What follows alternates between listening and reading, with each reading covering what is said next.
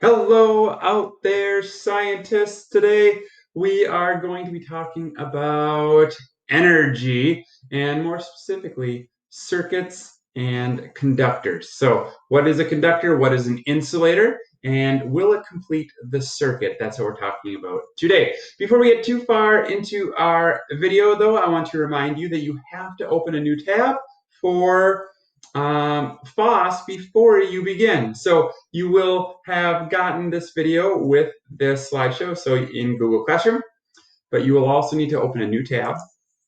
And then at the top, you should have bookmarked the elementary resource tab. If you did not, you're going to go to isd181.org. You're going to click on for students. So you'll go down to the bottom, students, and then at the left, it will say elementary resources. I am here already because I bookmarked it.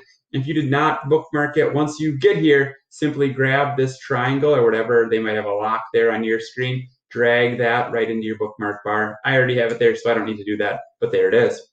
Oops, and it wants to do it again. Our science curriculum is FOSS, and in order to do the experiment today, in order to do the interactivities on the internet, you need to be on this page, so you need to open up FOSS. When you get to FOSS, you are going to scroll down to Log In with Clever. Click Log In with Clever. Here's where we had the problem last time. Some of you had to search for your school. Hopefully this week it will remember your school now that you have done this before, and we will not need to search for school. And then I was able to log right in this time, but I have a teacher version. You may have to click on sign in with Google. If not, hopefully it goes right to a page like this. Once you are here, you don't have to do anything. You can go back to this site. Having this tab signed in allows you to do the activity. So sign in with Clever, search your school, maybe. Then sign in with Google, maybe. Otherwise, hopefully it just sinks right in. I hope it gets easier and easier for you.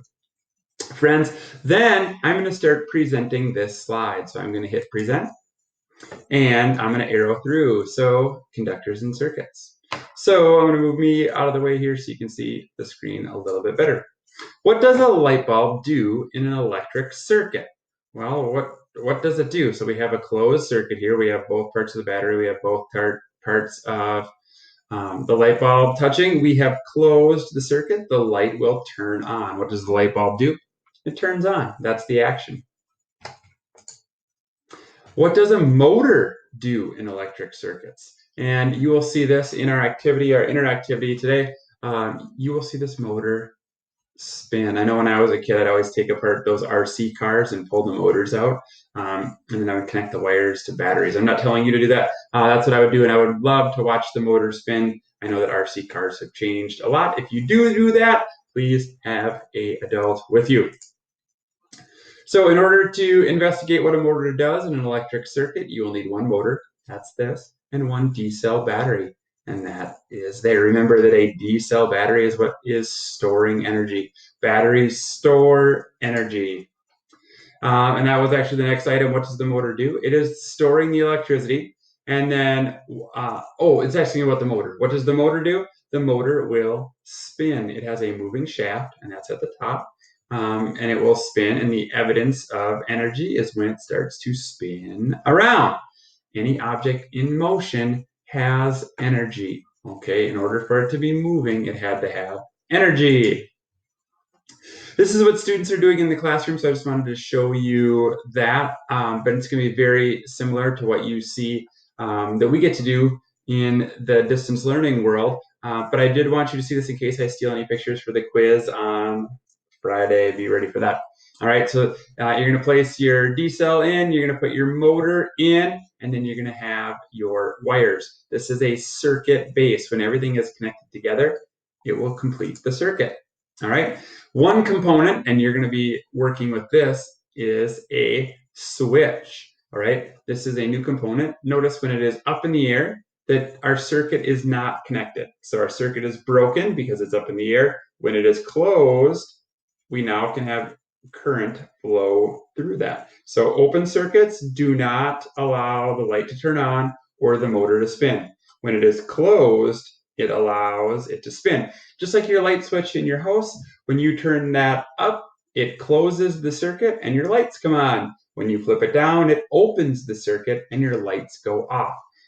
Electricity cannot flow through an open circuit. It stops because it is not a circuit. The switch controls the current by opening and closing the circuit, and an open circuit prevents electricity from flowing. Closed circuit allows the energy to flow. So open and closed, you need to know the names of and the meanings of open circuit and closed circuit. When I point at you, that means you listen. It'll be on the quiz. Which of these objects could you use to complete a circuit and make a motor run? All right. What materials transfer energy? So really, we're going to be talking about insulators and conductors now. And this is where you will be answering this question. This is our focus question of the day. What materials transfer energy? Here is our test circuit. And again, we've talked about this. Here's your base, your D-cell battery. You have your wires, you have your motor, and you have your switch. All right, here is a list of the materials that you are going to use, and this one is a little bit different than the online ones, but most of these are the same. So before you do the experiment, we'll talk about it, and I'll explain the difference for you. But I want you to make a prediction. Will this object conduct? Conduct meaning, will it allow energy to flow through the circuit? Okay, so aluminum foil, an aluminum nail, a rock, a brass ring. Will those items conduct and allow electricity to flow through? And then result, did it conduct? Okay, you're going to test each item and record your results on a piece of notebook paper. Okay, so take out your notebook paper right now, hit pause on the video if you need to, so that you can get that material ready. You need paper and pencil. Here is the interactivity site. Okay, now to do these, what you're going to do is you're going to click on the words below here. So, and it looks like I'm missing a picture here. First off, let's start with this sample circuit. This is a really good video that you will want to watch. You will simply click play and it will play. I cannot play it because of how I'm recording right now, but you will want to watch this because it's going to talk about that switch. Same thing here, conductors and insulators. You click on the blue, it will bring you right into FOSS. If it does not work, you are not signed into the FOSS tab in the background. The reason we did FOSS at the beginning was so that we could have it in the background. All right, so these two are videos. This one here, you will click the switch and it will turn on the motor, and you can see the motor is spinning. That is a closed circuit. All right, everything is closed. Open circuit. Notice that there's now a break in the circuit. So you can practice opening and closing the circuit. Next is the D-cell orientation. I know I kind of skipped the one that doesn't have a picture.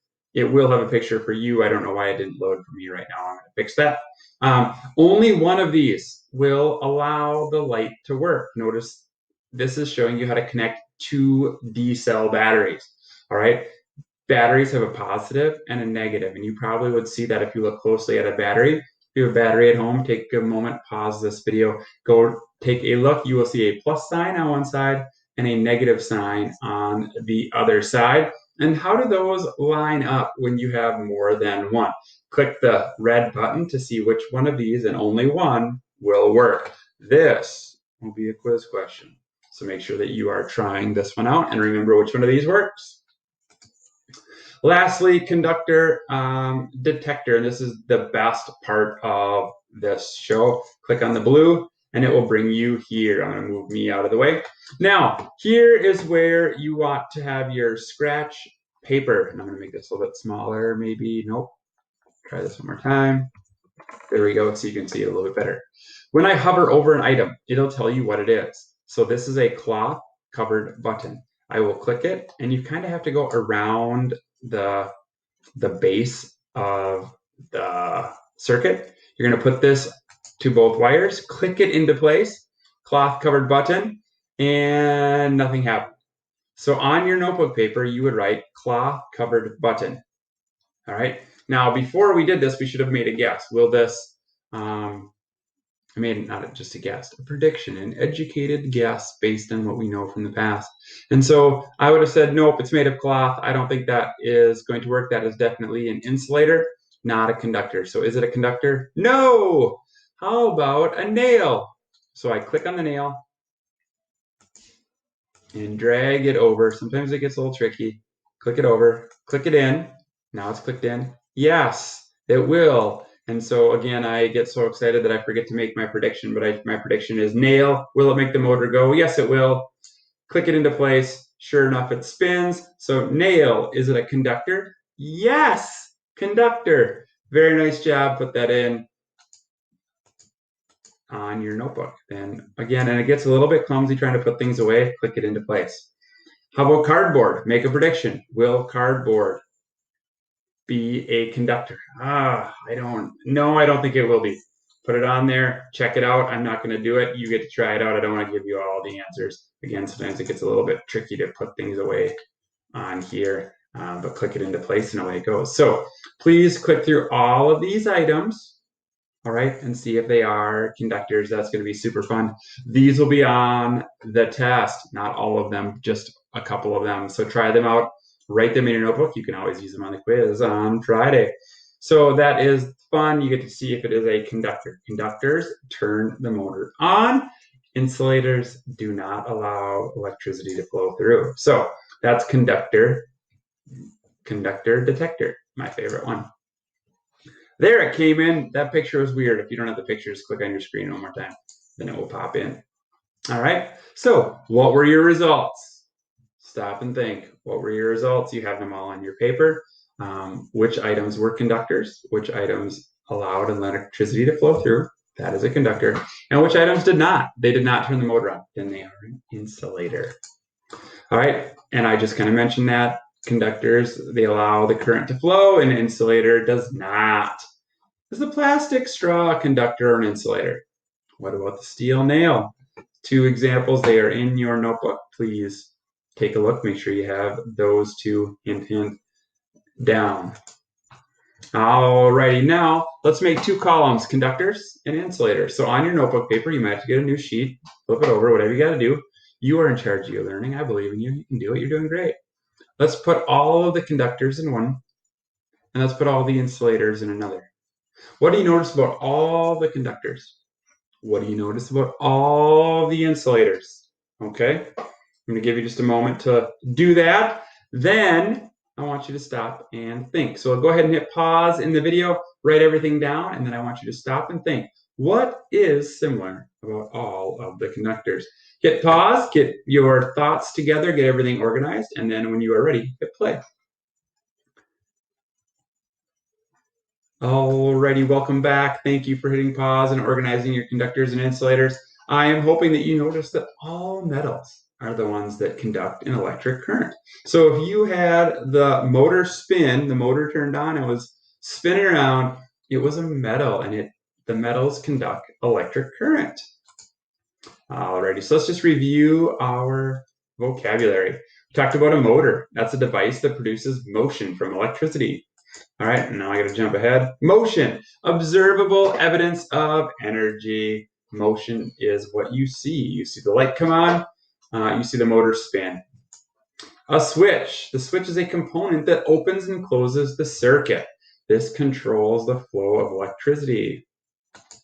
Closed circuit, a complete circuit through which electricity flows. The circuit has closed, and so you have flowing electricity. Open circuits. This is an incomplete circuit, meaning it's broken, it's open. It is not allowing that circular motion in one direction circular motion of the flow of electricity.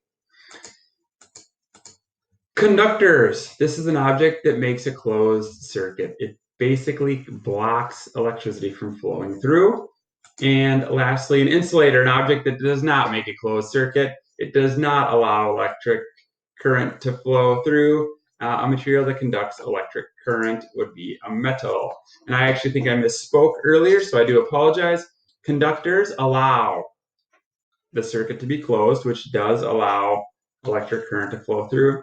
An insulator does not. An insulator is the blocker. I think I misspoke there. Please forgive me. Please know that a conductor conducts electricity. It allows it to go. An insulator does not. That's what blocks it. So an insulator blocks, a conductor allows. Very cool. All right, so what materials transfer energy? We just talked a lot about that. Make sure that you are aware what materials allow the transfer of energy. Metals. Shh, don't tell anybody, it's our secret, and it's on the quiz on Friday, so make sure you know that. Lastly, reading and science.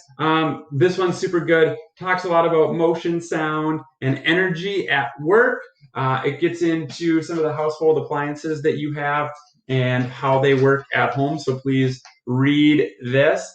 Talking about stored energy again in batteries. It even shows different types of batteries. So we kind of use I know like at my house, my kids love the AA batteries for all their toys, or the D cell batteries, which we've talked about here.